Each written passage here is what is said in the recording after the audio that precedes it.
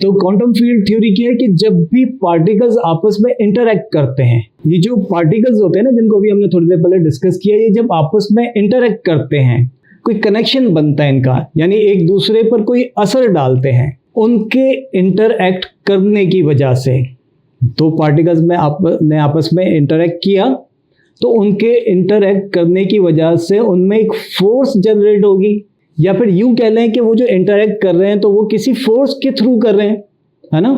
Particle को अभी हमने समझा कि ये एक इंतहाई छोटा मादा है, मैटर की सबसे छोटी या बहुत क्वांटम लेवल की एक चीज है पार्टिकल। तो एक पार्टिकल दूसरे पार्टिकल पर जब कोई असर डालेगा, उसका बिहेवियर चेंज होगा, तो उन दोनों के दरमियान कोई कुव्वत, कोई ताकत तो होगी ना, कि जो उन दोनों को आपस में उनका कनेक्शन या इंटरेक्शन करवा रही है।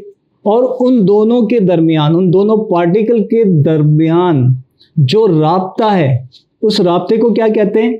रिलेटिविटी कहते हैं साइंस में या फिजिक्स में। तो दो चीज़ें आ गई, एक इंटरेक्शन और दूसरा रिलेटिविटी। तो ये जो पार्टिकल्स हैं, उन पार्टिकल्स के इंटरएक्शन और रिलेटिविटी को कंबाइन करके जब स्टडी करें, तो उससे जो ये जो स्टडी है इंटरेक्शन और किस चीज़ की? रिलेटिविटी की, कि दोनों का आपस में जो राब्ता है, जो कनेक्शन है, और एक दूसरे के साथ जो उनका बिहेवियर चेंज होता है या एक दूसरे का बिहेवियर चेंज करता है, वो जो राब्ता है और जो कनेक्शन है या इंटरेक्शन है, उसके ज़रिए में एक फ्रेमवर्क बनेगा, एक शक्ल बनेगी, एक सूरत बनेगी, एक खाका बनेगा, एक ढांचा बनेगा, एक डायग्राम बनेगा, है ना। जब राब्ता हो रहा है तो कोई ना कोई शक्ल सूरत जरूर बनेगी, कोई ढांचा जरूर बनेगा, जिसको हम डायग्राम, साइंस में आप पढ़ते हैं ना कि डायग्राम से चीज़ें शो की जाती है, तो कोई ना कोई डायग्राम बनेगा, कोई ढांचा, कोई स्ट्रक्चर बनेगा, जिसे फ्रेमवर्क कहते हैं। इस सारी चीज़ को क्या कहते हैं? इस कनेक्शन को, इस रिलेशन को, और उसके ज़रिए जो फ्रेमवर्क बनेगा, जो शक्ल सामने आएगी, उसको क्या कहते हैं? क्वांटम फील्ड थ्योरी कहते हैं। कि देखे ना, अब सिर्फ दो पार्टिकल की बात नहीं है, एक का दूसरे से कनेक्शन बना, दूसरे का तीसरे से बना, तीसरे का चौथे से बना, तो एक फील्ड बन गई। जैसा से समंदर में कतरा कतरा मिलकर एक पूरी फील्ड बनती है ना, पूरा समंदर बनता है। ठीक है। सेकंड चीज़ क्या है? पार्टिकल्स को हम डिटेल में डिस्कस कर चुके हैं कि मैटर के इंतहाई छोटे ज़र्रात को पार्टिकल्स कहते हैं। अब ये force, how force is generated, force कैसे जनरेट होती है? तो एक पार्टिकल फील्ड को अभी हमने समझ लिया ना, पार्टिकल फील्ड, एक पार्टिकल जिस भी फील्ड में है, वो फील्ड दूसरी फील्ड के साथ जब इंटरैक्ट करेगी, अभी तक पार्टिकल की बात की, तो एक फील्ड दूसरी फील्ड के साथ जब इंटरैक्ट करेगी, तो हमने अभी समझा कि एक फोर्स जनरेट होगी, एक ताकत, एक कुव्वत जनरेट होगी। इसको आसान एक एग्जाम्पल से भी समझते हैं। सपोज कि आप एक पार्टिकल हैं, ठीक है ना, आप एक पार्टिकल हैं, आप एक कमरे में हैं। अब वो जो कमरा है उसे फील्ड कह लें। आप किसी को कॉल करते हैं, आपने जिसको कॉल की वो एक दूसरा पार्टिकल है, एक आप पार्टिकल हैं, और आपने किसी को कॉल की, एक इन्वायरमेंट में, एक फील्ड में आप मौजूद हैं। आपने किसी को कॉल की तो वो शख्स या पार्टिकल किसी और जगह पे या किसी फील्ड में है ना, वो कहीं और है। अब आपकी कॉल की वजह से दोनों ने एक दूसरे के साथ इंटरैक्ट किया, एक फोर्स जनरेट हुई, और दोनों ने एक दूसरे के साथ जब कांटेक्ट हुआ तो इंटरैक्ट किया, कुछ बातचीत हुई। जब भी बातचीत होती है, इंटरेक्शन होता है, तो माइंडसेट चेंज होता है डिस्कशन से, बिहेवियर चेंज होता है, यानी मूड भी चेंज होता है ना। मूड चेंज हुआ, बिहेवियर चेंज हुआ, कुछ ना कुछ माइंडसेट जब चेंज होता है तो बिहेवियर चेंज होता है। तो एक पार्टिकल ये, दूसरा पार्टिकल ये, दोनों का इंटरेक्शन हुआ तो बिहेवियर भी चेंज हुआ, एक फोर्स ने आपस में एक दूसरे को कनेक्ट भी करवाया। तो ये जो कनेक्शन है, ये रिलेटिविटी है, ये कनेक्शन या इंटरेक्शन का होना, ये क्या है? ये एक फोर्स है जिसने इनको आपस में कनेक्ट करवाया, और जब कनेक्ट हुए, आपस में इंटरेक्शन हुआ, तो कुछ बिहेवियर चेंज हुआ। वो बिहेवियर चेंज होना भी किसी फोर्स की वजह से, या एक फोर्स जनरेट हुई। अब इसी स्टोरी में से फ़ोन को हटा दें, ये जो कनेक्शन हुआ, ये जो इंटरेक्शन हुआ, इससे फ़ोन को हटा दें। आपने किसी का तसव्वुर किया, उसको याद किया, और राब्ता हो गया, राब्ते के साथ इंटरेक्शन भी हो गया। तो बग़ैर फ़ोन के, बग़ैर किसी डिवाइस के, बग़ैर किसी गैजेट के राब्ता हो जाना, इंटरेक्शन हो जाना, ये भी एक फोर्स है। इस फोर्स को, इस ताकत को, इस कुदरत को आप रूहानियत कह सकते हैं, स्पिरिचुअल एनर्जी या डिवाइन एनर्जी भी कह सकते हैं। अच्छा, आगे बढ़ते हैं। अब फोर्थ और लास्ट पॉइंट क्या है कि हाउ मास इज जनरेटेड।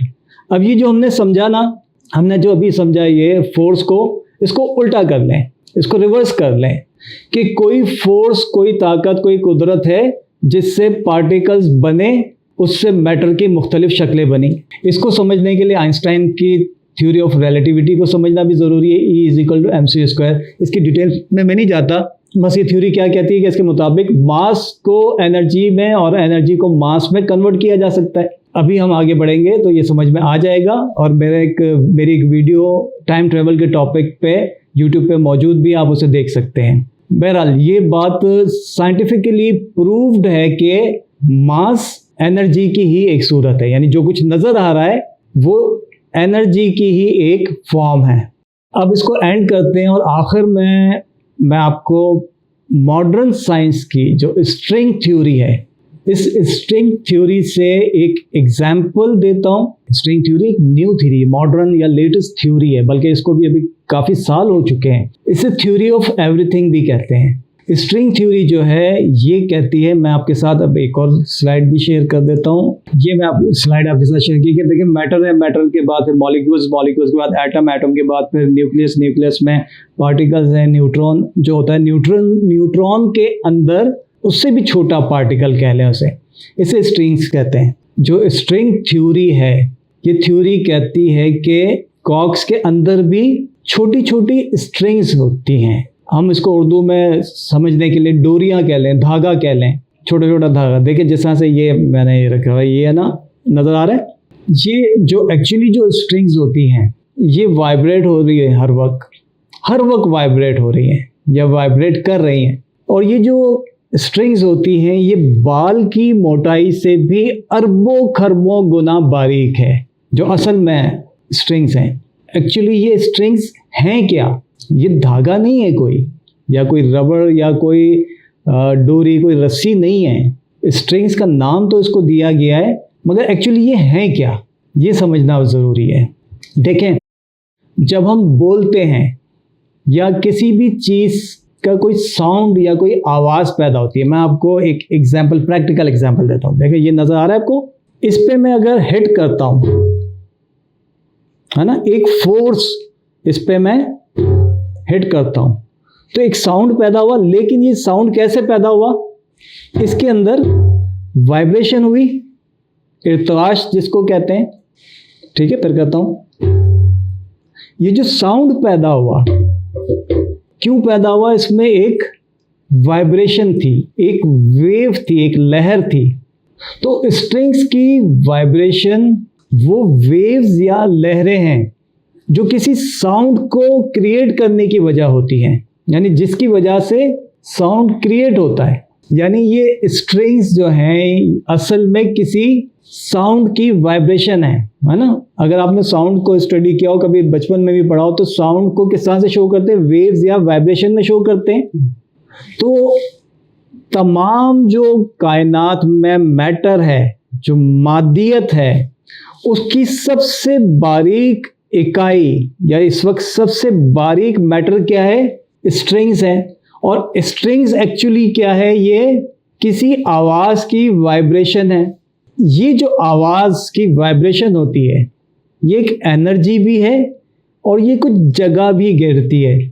और ये जो वाइब्रेशन है कि जहाँ से जो सबसे पहले शायद क्रिएट हुई होगी और उसी से बाकी चीज़ें बनती गई। जैसा से मैंने अभी आपको स्लाइड भी दिखाई, तो अगर आप देखें तो स्ट्रिंग्स से ऊपर फिर जो पार्टिकल्स हैं, कॉर्क्स हैं, उससे ऊपर फिर न्यूक्लियस, न्यूक्लियस से ऊपर फिर एटम, एटम से ऊपर फिर मॉलिक्यूल और फिर मैटर, है ना। तो सबसे बारीक चीज़ क्या है?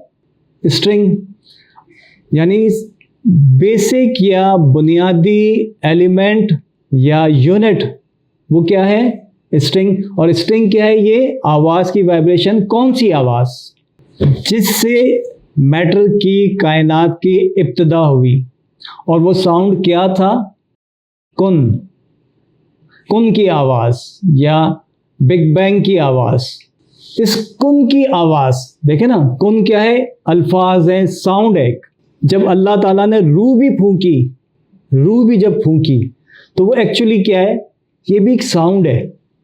तो बहरहाल किसी भी साउंड के पीछे या कुन की आवाज, या हम भी अगर कोई बात कर रहे होते हैं या बिग बैंग थ्योरी की तरफ भी जाएं, तो किसी भी साउंड के पीछे कोई फोर्स या कोई एनर्जी होती है। अब कुन की बात करें, या जो सबसे पहली आवाज है जो इस पूरी कायनात के क्रिएट होने का, मैटर के क्रिएट होने का जो सबब बनी, इस कुन की आवाज के पीछे फोर्स या एनर्जी, वो क्या है, वो एनर्जी या फोर्स क्या है?